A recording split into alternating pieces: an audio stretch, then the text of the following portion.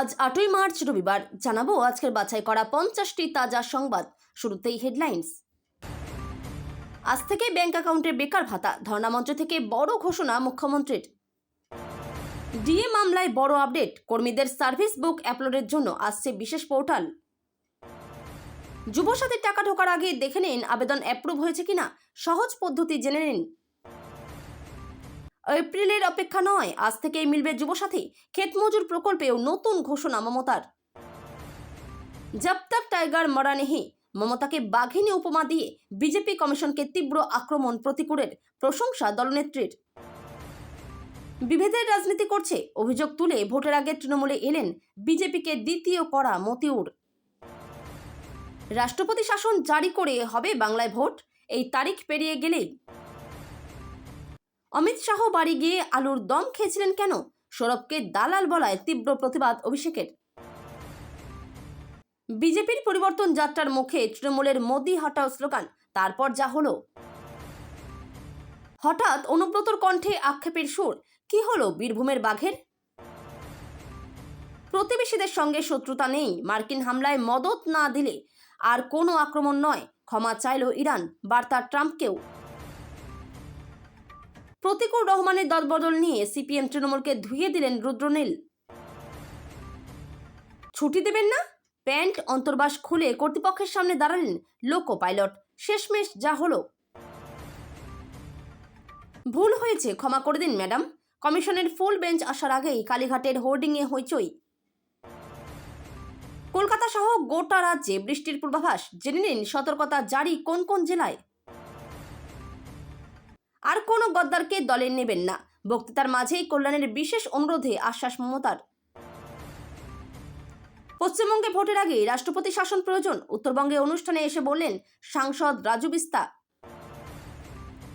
যা করেছি ঠিক করেছি, কোচি বন্দরে ইরানের রণতরীকে আশ্রয় দেওয়া নিয়ে মুখ খুললেন জয়শঙ্কর।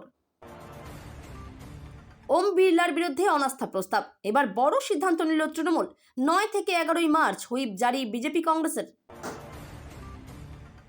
দিনে দুপুরে বিডিও অফিসের মধ্যেই যা তা কাণ্ড, পুরনো প্রেম মনে পড়ে যেতেই। কেন আচমকা যুবসাথীর টাকা আজ থেকে দিচ্ছে মমতা সরকার, ফাঁস করলেন অধীর চৌধুরী। লক্ষ্মীর ভাণ্ডারের মতো প্রকল্পে বেড়েছে মহিলাদের ভোটের হার, তবে এসবিআই বলছে অস্পষ্ট আর্থিক ঘোষণা। রাহুল সিনহার মনোনয়নপত্রে একাধিক অসঙ্গতির অভিযোগ, কমিশনের তৃণমূল। বাংলাদেশ জিন্দাবাদ বলে হাসিনার রাষ্ট্রপতি, সাহাবউদ্দিন কেন বিএনপির সুনজরে, কুনজরে আওয়ামী লীগের? খুনোখুনি অশান্তি আর কতদিন, এবার পরিবর্তন অনিবার্য বললেন মিঠুন চক্রবর্তী। বাংলা বিহার ভাগ করে কেন্দ্রশাসিত অঞ্চল, মমতার অভিযোগের পরই বিবৃতি কেন্দ্রের, কি বলছে তারা? চলন্ত ট্রেনের দিকে রঙিন জল, কাদা, গোবর ছুঁড়ে মেরে দোল উৎসব পালন, ভিডিও ছড়াতেই ব্যবস্থা নেওয়ার দাবি। উত্তরপ্রদেশে আরও 2,68,000 ভোটারের নাম কাটার আর্জি, আগেই বাদ পড়েছিল 2,89,00,000। অভিষেকের চিঠির পরেই তৎপরতা কমিশনের, সাপ্লিমেন্টারি ভোটার তালিকা প্রকাশ নিয়ে এবার বড় সিদ্ধান্ত। জোটের জন্য মরিয়া হুমায়ুন, আংশিক প্রার্থী ঘোষণা করেও বাড়তি সময় দিলেন সিপিএম আইএসএফকে। রবিবার গ্যাসের মূল্য বৃদ্ধির প্রতিবাদ, হাঁড়ি কড়াই বাটি নিয়ে মিছিলের ডাক মমতার। আচমকা হাসপাতালে হাজির স্বাস্থ্যমন্ত্রী, অর্ধেক চিকিৎসককে না দেখতে পেয়ে চোটে লাল। ডেঙ্গির মশা মারতে পারে না, দিল্লির সরকার ফেলবে, মমতাকে আক্রমণ শ্রমিকের। বিহার ও উত্তরবঙ্গের কয়েকটি জেলা নিয়ে নতুন কেন্দ্রশাসিত অঞ্চল হবে, জল্পনার আবহে এলো আপডেট। মধ্যবিত্তের জন্য সুখবর, মার্চের শুরুতেই অনেকটাই কমলো সোনার দাম, জানুন আজকের লেটেস্ট রেট। 60 লক্ষ বিবেচনাধীন ভোটারের মধ্যে এ পর্যন্ত নিষ্পত্তি 7.5 লক্ষের মতো, জানালেন সিও। আরও বিচারক নিয়োগ শনিবার। চূড়ান্ত তালিকায় বাদ পড়তেই মুখ ফেরাচ্ছেন মতুয়ারা, বনগাঁয় ভক্তশূন্য বিজেপির পরিবর্তন যাত্রা। হিসাব দেওয়া হবে না, ভারতের তেল রপ্তানি সংক্রান্ত কোনো তথ্য দেবে না রাশিয়া, জানিয়ে দিল পুতিনের দপ্তর। তেল কিনতে ভারতের কারো অনুমতির প্রয়োজন নেই, এই চরম সত্যিটা বোঝা দরকার। দেওয়াল লিখতে গিয়েই হামলা, 26-এর ভোটের আগে পাঁশকুড়ায় বিজেপি তৃণমূল সংঘর্ষের চাঞ্চল্য। রাজতন্ত্রপন্থীরা বিপর্যস্ত, নেপাল ভোটে ভরাডুবির দায় নিয়ে রাজনীতি ছেড়ে দিলেন নেতা। পাকিস্তানে ভয়াবহ জঙ্গি হামলা, ভরা বাজারে বোমা ভর্তি গাড়ি বিস্ফোরণ, ছিন্ন ভিন্ন দেহ, মৃত্যু মিছিল। এতক্ষণ শুনছিলেন আপনারা সংবাদ শিরোনাম, এবার শুনবেন বিস্তারিত খবর। রাজ্য বাজেটে ঘোষণা হয়েছিল যুবসাথীর কথা। শনিবার থেকে ব্যাংক অ্যাকাউন্টে ঢুকবে যুবসাথীর টাকা। ধর্মতলার মেট্রো চ্যানেলের ধর্ণা মঞ্চ থেকে বড় ঘোষণা মুখ্যমন্ত্রী মমতা বন্দ্যোপাধ্যায়ের। স্বাভাবিকভাবেই তাতে খুশি বেকার যুবক যুবতীরা। 26-এর বিধানসভা ভোটের মুখে তার এই ঘোষণা যথেষ্ট তাৎপর্যপূর্ণ, সে বিষয়ে কোনো সন্দেহ নেই। রাজ্য বাজেটে বেকারদের জন্য যুবসাথী প্রকল্পের কথা ঘোষণা করা হয়েছিল। তার ফলে প্রতি মাসে 1,500 টাকা করে আবেদনকারীদের অ্যাকাউন্টে ঢুকবে। রাজ্য বাজেটে বেকারদের জন্য যুবসাথী প্রকল্পের কথা ঘোষণা করা হয়েছিল। তার ফলে প্রতি মাসে 1,500 টাকা করে আবেদনকারীদের অ্যাকাউন্টে ঢুকবে। তবে যুবসাথীতে আবেদনের ক্ষেত্রে বেশ কয়েকটি শর্ত বেঁধে দিয়েছিল রাজ্য সরকার। অবশ্যই 21 থেকে 40 বছর বয়সীরাই আবেদন করতে পারবেন। যারা রাজ্য সরকারের অন্য কোনো জনমুখী প্রকল্পের আওতায় তারা টাকা পাবেন না। জানানো হয় এপ্রিল থেকেই মিলবে এই প্রকল্পের সুবিধা। তবে এসআইআর এর প্রতিবাদে ধর্মতলার মেট্রো চ্যানেলে ধর্নার দ্বিতীয় দিনে মমতা জানান, এপ্রিল নয় 7ই মার্চ শনিবার থেকেই আবেদনকারীদের অ্যাকাউন্টে ঢুকবে টাকা। রাজ্য সরকারি কর্মচারী ও পেনশনারদের বহুদিনের বকেয়া ডিএ মামলা নিয়ে আবার নতুন মোড়। এবার বকেয়া হিসাব মেটানোর জন্য বিশেষ একটি অনলাইন পোর্টাল চালুর পরিকল্পনা করছে রাজ্য সরকার। সেখানে কর্মীদের নিজেদের সার্ভিস বুক স্ক্যান করে আপলোড করতে হতে পারে। বিষয়টি ইতিমধ্যে সুপ্রিম কোর্টে জমা দেওয়া রাজ্যের আবেদনে উঠে এসেছে। কেন নতুন করে সময় চাইছে রাজ্য সরকারি কর্মচারী ও পেনশনারদের ডিএ বকেয়া মামলার বিষয়টি আবারও সুপ্রিম কোর্টে উঠেছে। গত 5ই ফেব্রুয়ারি নির্দেশকে সামনে রেখে রাজ্য সরকার একটি মডিফিকেশন অ্যাপ্লিকেশন জমা দিয়েছে। তবে এই আবেদনে আগের নির্দেশ বাতিল করার দাবি করা হয়নি, বরং বকেয়া টাকা মেটানোর জন্য আরও কিছুটা সময় চাওয়া হয়েছে। রাজ্যের যুক্তি, বকেয়া ডিএ মেটানোর ক্ষেত্রে মূল সমস্যা অর্থনৈতিক। সামনে বিধানসভা নির্বাচন থাকায় গত 5ই ফেব্রুয়ারি যে ভোট অন অ্যাকাউন্ট পেশ করা হয়েছিল তাতে এই বকেয়া মেটানোর মতো পর্যাপ্ত অর্থ বরাদ্দ রাখা হয়নি। সরকারের তরফে বলা হয়েছে আগামী জুলাই 2026-এ পূর্ণাঙ্গ বাজেট পেশের সময় এই বকেয়ার হিসাব ধরা হবে। সব অপেক্ষার অবসান, আর এপ্রিল পর্যন্ত অপেক্ষা করতে হবে না যুবসাথী টাকা পাওয়ার জন্য। কারণ শনিবার ধর্মতলার ধর্ণা মঞ্চ মুখ্যমন্ত্রী ঘোষণা করলেন আজ অর্থাৎ 7ই মার্চ থেকেই পাওয়া যাবে যুবসাথীর টাকা। আর এতেই খুশির হাওয়া বেকার যুবক যুবতীদের মধ্যে। শনিবার থেকেই প্রতি মাসে 1,500 টাকা করে পাওয়া যাবে। আপনার বয়স যদি 21 থেকে 40 বছর বয়সের মধ্যে হয়, যারা বেকার রয়েছে এবং যারা এই অ্যাপ্লিকেশন ফর্ম ফিল আপ করেছেন পাশাপাশি অ্যাপ্রুভ হয়েছে, তারাই এই টাকা পাবেন। যুবসাথীর টাকা পেতে স্ট্যাটাস চেক করুন এভাবেই। তবে বহু মানুষের মনে প্রশ্ন হলো, অনেকেই রোদে পুড়ে ক্যাম্পে দাঁড়িয়ে অথবা বাড়িতে ইন্টারনেট খরচ করে যুবসাথী ফর্ম ফিল আপ করেছেন, কিন্তু সেটা অ্যাপ্রুভ হয়েছে কিনা সেটি দেখার স্টেপ জানেন না। আজকের প্রতিবেদনে রইল সেই সংক্রান্ত বিস্তারিত তথ্য। ধর্ণামঞ্চের দ্বিতীয় দিনের শুরুতেই একাধিক গুরুত্বপূর্ণ ঘোষণা করলেন মুখ্যমন্ত্রী মমতা বন্দ্যোপাধ্যায়। যুবসাথী ও ভূমিহীন ক্ষেত মজুরদের জন্য ঘোষিত 2 প্রকল্পের টাকা আর 1 এপ্রিল থেকে নয়, বরং আজ অর্থাৎ শনিবার থেকেই উপভোক্তাদের ব্যাংক অ্যাকাউন্টে পাঠানো শুরু হবে বলে জানালেন তিনি। মুখ্যমন্ত্রী জানান, যুবসাথী প্রকল্পে বিপুল সাড়া মিলেছে রাজ্য জুড়ে। প্রায় 90 লক্ষ থেকে 1 কোটি তরুণ তরুণী এই প্রকল্পের জন্য আবেদন করেছেন। বিধানসভা ভোটের দিন ঘোষণার আগেই তাদের জন্য সুখবর দিলেন তিনি। ফলে আগে যেখানে এপ্রিল পর্যন্ত অপেক্ষা করতে হতো, এখন বাংলা নববর্ষের আগেই উপভোক্তাদের ব্যাংক অ্যাকাউন্টে টাকা পৌঁছতে শুরু করবে। রাজ্য সরকারের এই যুবসাথী প্রকল্প মূলত 21 থেকে 40 বছর বয়সী বেকার তরুণ তরুণীদের জন্য চালু করা হয়েছে।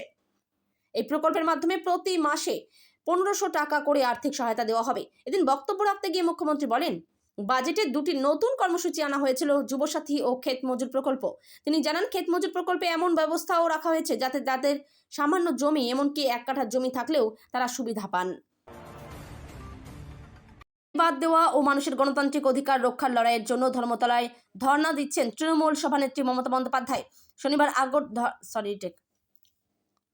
শনিবার ধর্মতলায় মেট্রো চ্যানেলের ধর্ণা মঞ্চ থেকে বিজেপি ও নির্বাচন কমিশনকে তীব্র নিশানা করলেন সদ্য সিপিএম ছেড়ে তৃণমূলে যোগ দেওয়া প্রতীকুর রহমান। মমতা বন্দ্যোপাধ্যায়কে বাংলার বাঘিনী উপমা দিয়ে সলমান খানের ছবির ডায়লগ উল্লেখ করে প্রতীকুর বলেন, জব তক টাইগার মারা নেহি তব তক টাইগার হারা নেহি। প্রথমবার তৃণমূলের মঞ্চে ভাষণ দিয়ে দলনেত্রীর প্রশংসা কুড়িয়ে নেন তিনি।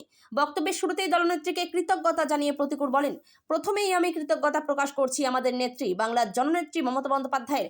মঞ্চে না থাকলে তৃণমূল সেনাপতির প্রতিও কৃতজ্ঞতা জানিয়ে তিনি বলেন, এখন তিনি মঞ্চে নেই, কিন্তু তার প্রতিও কৃতজ্ঞতা প্রকাশ করব। আমি অভিভূত, আমি আনন্দিত এই এত বড় মঞ্চে আমাকে বলার সুযোগ করে দেওয়ার জন্য। নির্বাচন কমিশন তথা মুখ্য নির্বাচন কমিশনারকে নিশানা করে প্রতীকুর রহমান বলেন, সংবিধানে লেখা থাকে we the people of India.